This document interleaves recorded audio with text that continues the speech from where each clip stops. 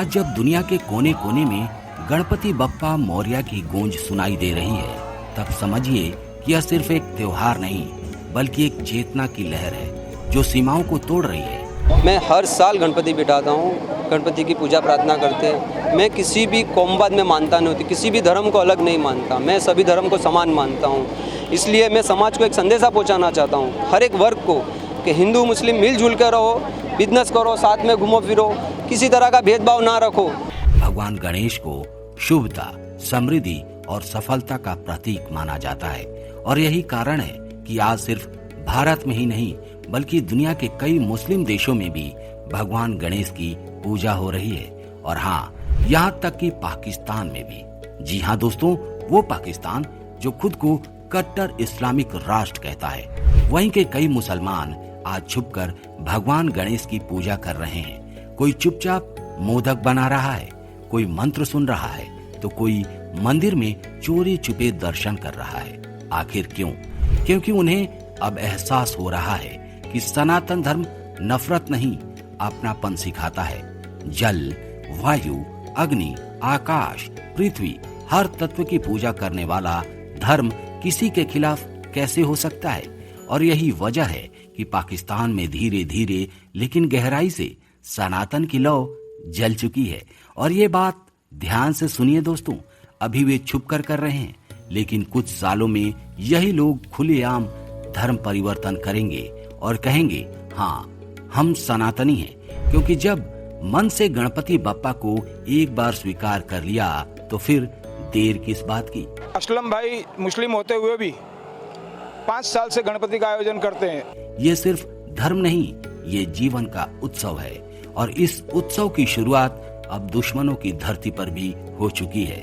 वक्त गवाह है, सनातन फिर से विश्व गुरु बनने की ओर बढ़ चुका है। दोस्तों, अगर इतिहास की किताबों को ध्यान से सुने और ध्यान से पढ़ें तो उनमें एक चीख गूंजती है। वो चीख है सनातन हिंदू धर्म के उस संघर्ष की जो अस्तित्व बचाने की जंग लड़ता रहा।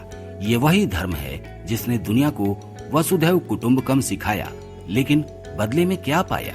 अत्याचार, शोषण और रक्त की लकीरें। जी हाँ, इतिहास खुद गवाह है कि जब जब विदेशी आक्रांता आए, उन्होंने सिर्फ जमीन नहीं छीनी, हमारे मंदिर तोड़े, हमारे धर्म ग्रंथों को जलाया और सबसे ज्यादा घाव हमारी आत्मा पर दिए। मुस्लिम शासकों के दौर में हाल और भी भयानक थे, जब तलवार की नोक पर धर्म परिवर्तन कराया गया, बहन बेटियों की इज्जत को मिट्टी में मिला दिया गया और गांव के गांव सिर्फ इसलिए जला दिए गए क्योंकि वहां शंख और घंटा बजता था। क्या ये इंसानियत थी? नहीं, ये उस क्षण सहिष्णु धर्म के खिलाफ युद्ध था जिसने कभी किसी पर अपनी आस्था नहीं थोपी।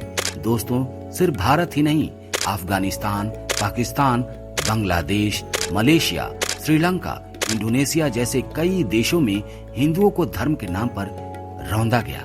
जो आज मुसलमान देश कहलाते हैं, वहाँ कभी मंदिरों की घंटियां गूंजा करती थी, लेकिन क्या हुआ? समय के साथ उन्हें मिटा दिया गया ना। लेकिन ये मत समझना कि सनातन धर्म मिट गया है। नहीं, वो आज भी जिंदा है, हमारे संस्कारों में, हमारे माटी में, और अब धीरे धीरे दुनिया के हर कोने में फिर से उभर रहा है। पाकिस्तान और बांग्लादेश जैसे इस्लामिक देशों में भी आज जो हो रहा है, जो हिंदू जिंदा है, वो रोज अपने अस्तित्व के लिए लड़ रहे हैं। फिर भी उन्होंने गणपति की मूर्ति नहीं छोड़ी, उनकी पूजा नहीं छोड़ी, राम का नाम नहीं छोड़ा और गीता का पाठ आज भी उनके दिलों में बसता है। क्योंकि दोस्तों, धर्म वो नहीं जो डर से बदल दिया जाए, धर्म वो है जो संघर्ष में भी साथ न छोड़े।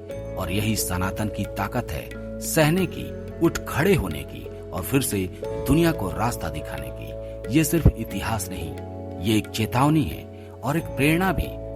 कहते हैं ना, समय से बड़ा कोई नहीं होता, और आज वही समय जो कभी सनातन धर्म के अस्तित्व को मिटाने वालों के साथ खड़ा था, अब खुद गवाह बन रहा है सनातन के पुनर्जागरण का।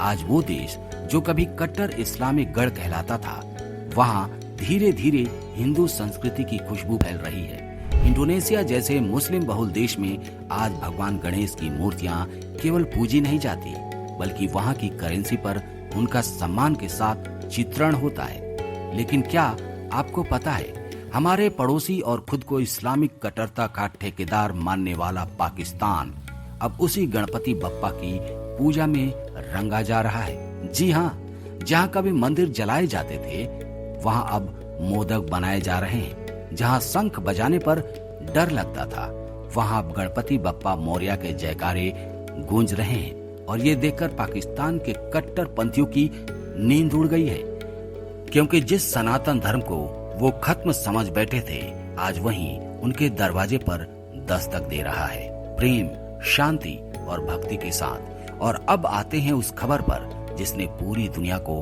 चौंका दिया है, पूरी दुनिया की नींद उड़ा दी है। जी हाँ दोस्तों, बात हो रही है पाकिस्तान की।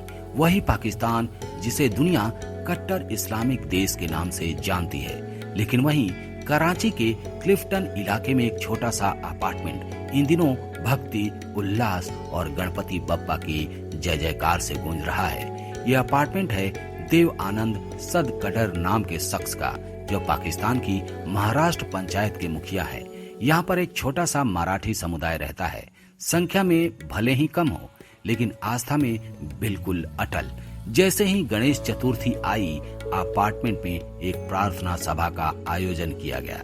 महिलाएं रंग बिरंगी साड़ियों में माथे पर बिंदिया लगाए, हाथों में चूड़ियां खनकाते हुए जमीन पर बैठी और बना रही थी मोदक। वही मोदक जिसे खुद गणपति बप्पा का सबसे प्रिय भोग कहा गया है। रसोई से नारियल और गुड़ की मिठास, घर में गूंजते भजन और दिलों में बसी श्रद्धा, सबने मिलकर वो माहौल बना दिया जैसे कोई छोटा सा भारत पाकिस्तान के बीचों बीच बस गया हो। देव आनंद की पत्नी मलिका मुस्कुराते हुए कहती हैं, भगवान गणेश के भोग के लिए हमने बहुत से पकवान बनाए हैं, लेकिन बप्पा को सबसे ज्यादा मोदक ही पसंद है। तो उनकी आंखों में एक अलग ही चमक होती है। पारंपरिक चावल के आटे, नारियल, गुड़ और सूजी से बने मोदक तो है ही, लेकिन इसके बाद उन्होंने इसमें कुछ नया भी जोड़ा है, चॉकलेट, वनीला फ्लेवर और ढेर सारा प्यार। मलिका का घर एक मंदिर सा महक रहा है। फूलों की माला, धूप बत्ती की खुशबू और गणपति बप्पा के स्वागत में बिछी श्रद्धा। त्योहार से कुछ दिन पहले देव आनंद थोड़े चिंतित थे, क्योंकि पहले हर साल वो भगवान गणेश की मूर्ति भारत से दुबई के रास्ते मंगवाते थे। लेकिन पाकिस्तान में एक हिंदू त्योहार के लिए भगवान की मूर्ति मंगवाना कोई आसान काम नहीं था। हर बार डर, संदेह, रोक टोक होती थी, लेकिन उन्होंने हार नहीं मानी। वक्त के साथ रास्ते खुले और अब जो ये उनकी जिंदगी का हिस्सा बन गया है। वो कहते हैं, मूर्ति हमारे लिए सिर्फ मिट्टी की नहीं, आस्था की मूर्ति है। जब तक बप्पा घर नहीं आते, त्योहार अधूरा लगता है। देव आनंद कहते हैं, ये सिर्फ एक मूर्ति नहीं, हमारे विश्वास की सांस है। ये त्योहार गणपति बप्पा के बिना अधूरा है और हम हर साल उनके लिए सबसे सुंदर मूर्ति मंगवाने की कोशिश करते हैं। लेकिन इस साल कुछ मुश्किलें थी। समय पर भारत से मूर्ति पाकिस्तान नहीं पहुंच पाई। देव आनंद ने तुरंत अपने दुबई वाले भाई को फोन किया और भाई ने बिना एक पल गंवाए खुद ही मूर्ति लेकर पाकिस्तान पहुंचने का फैसला किया। बप्पा की मूर्ति जब पाकिस्तान की जमीन पर आई तो जैसे घर में भगवान खुद पधार गए हों। फिर शुरू हुआ पूजा का सिलसिला। विधि विधान से पूजा हुई, मोदक और मोतीचूर के लड्डू चढ़ाए गए। पूरा समुदाय एक साथ जुटा। ढोल नगाड़ों की थाप पर नाचते गाते लोग कराची के रत्नेश्वर महादेव मंदिर की ओर निकल पड़े।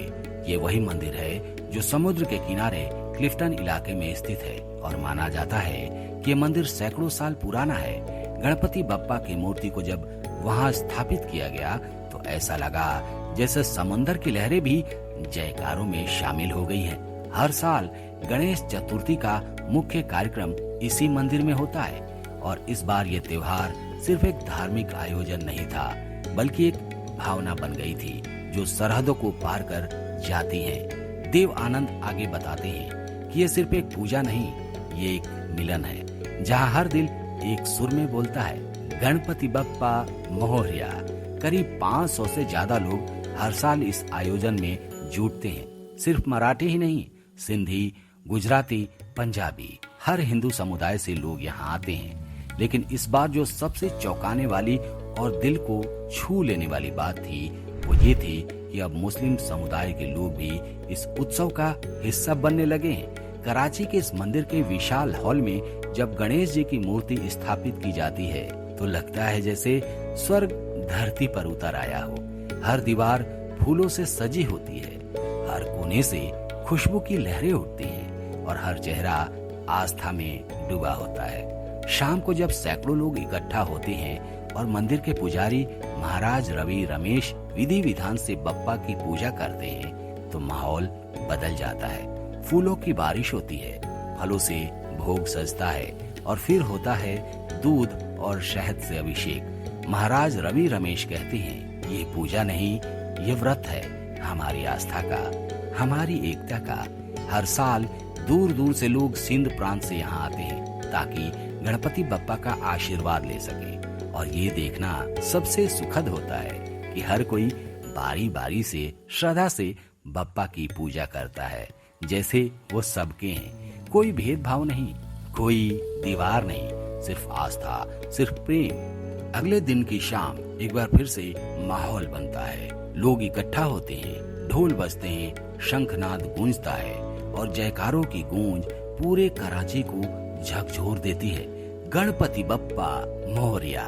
सैकड़ों श्रद्धालु अपने हाथों में फूल, लड्डू और भक्ति लिए बप्पा की प्रतिमा को अरब सागर की ओर लेकर निकलते हैं। रास्ते में गीत गाए जाते हैं, नृत्य होते हैं और पूरा माहौल एक भावनात्मक उत्सव में बदल जाता है। जैसे ही मूर्ति को सागर की लहरों के हवाले किया जाता है, लोग नम आंखों से हाथ जोड़ते हैं और एक वादा करते हैं, बप्पा अगली बार फिर जल्दी आना।